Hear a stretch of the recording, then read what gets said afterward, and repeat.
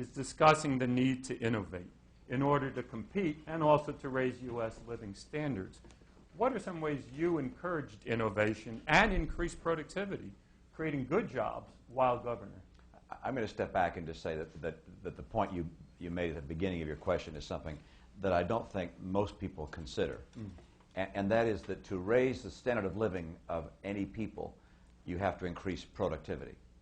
And the term productivity means different things to different people. It's not just how hard you work and how quickly you turn things out. It's rather saying, let's look at all the people in a society and how much stuff they make, and that's the productivity of that people. That number of that stuff they make divided by the number of people gives you average productivity per person. The more stuff people make, the more they have to share amongst themselves. If you have a population that doesn't make very much, they don't have a lot of wealth. And populations that through their capital investment or through their know-how, innovation, can make a lot of things, and services, goods of all kinds, the people in that society will live out a more prosperous life. What happens, of course, is that sounds all good in theory, but in fact there arises a sentiment on the part of a lot of people not to increase productivity. And I mentioned in the book, for instance, the supposed farmer that you have a little society of 100 people, 50 people make the houses, 50 people raise all the food, and then all of a sudden somebody comes up with a tractor and says, we don't need 50 people to raise food anymore. We only need 10 people to raise the food. Well, the 40 people that are out of work are not going to be happy. And so what happens in a society is that people try and resist change and innovation because it will affect them very personally. And so as a governor or a president or a senator or anybody in political office, one of the best things you do to raise productivity is to keep at bay those forces that try and stop productivity from rising. It is a constant effort. Every business that sees a competitor come up with a new idea tries to figure out how to legally or some otherwise squelch it. So when Walmart came up with a different idea in retailing, everybody tries to figure out how to close down Walmart, keep it out of their town, don't let it come in. It's a more productive way of getting goods to people. So its competitors try and stop it. So number one is keep productivity from being stymied by government. How can you actually encourage it to develop? Well, President Obama was right the other day at the Job Summit.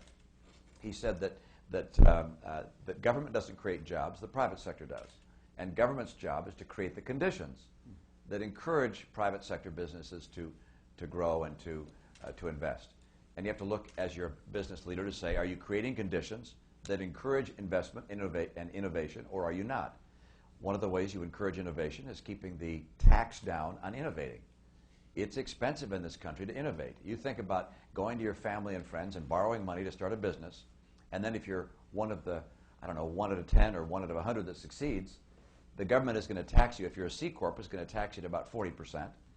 And then you're going to get your dividend out after you've got much left, you're going to get taxed again at 40%. So you end up with roughly a third of the profit of the enterprise if it's successful. So high taxes on investment and innovation keep innovation from occurring. And so in our state, we worked real hard to keep taxes down. We cut taxes time and again. We tried to find ways to make it easier to start a business. I had the privilege of meeting with the chief executive of one of the large pharmaceutical companies that just built a new headquarters in our state. And I met with him one-on-one, and I expected him to say, Governor, thank you so much for welcoming me to your state. It was great doing business with you. There are those things you expect when you're sitting down with somebody who just put a lot of money in your state. And he said, I want you to know, Governor, I would never build in your state again. He said, and I think the number was 8 years it took from the time they decided to build in our state until they finally got all their permits, all their approvals from the state and from the city. Well, after I heard that story, I said, okay, we're going to go to work to see if we can't have cities and the state guarantee that within 180 days of someone coming to us with a request, we can give them all the permits that are required to start building so we can construct and grow. These are the kinds of things you try and do to encourage investment, new ideas and innovation. I'll mention one more.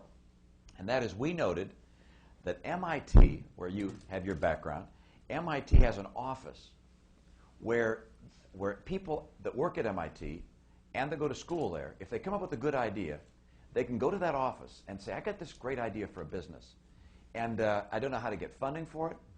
I don't know how to get a management team for it. And that office specializes in writing business plans, contacting venture capitalists, working out, negotiating deals with the venture capitalists, and getting people in business, for which it takes a share of the ownership of that new business.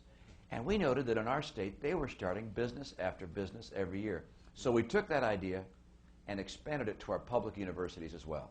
We said we want each of our major universities to have one of these offices so that ideas in University of Massachusetts can be brought there. And we said to all the other private colleges and universities, take your ideas to our state office. We'll help your students and your faculty get ideas into the marketplace. These are the kinds of things we did to try and encourage innovation and productivity.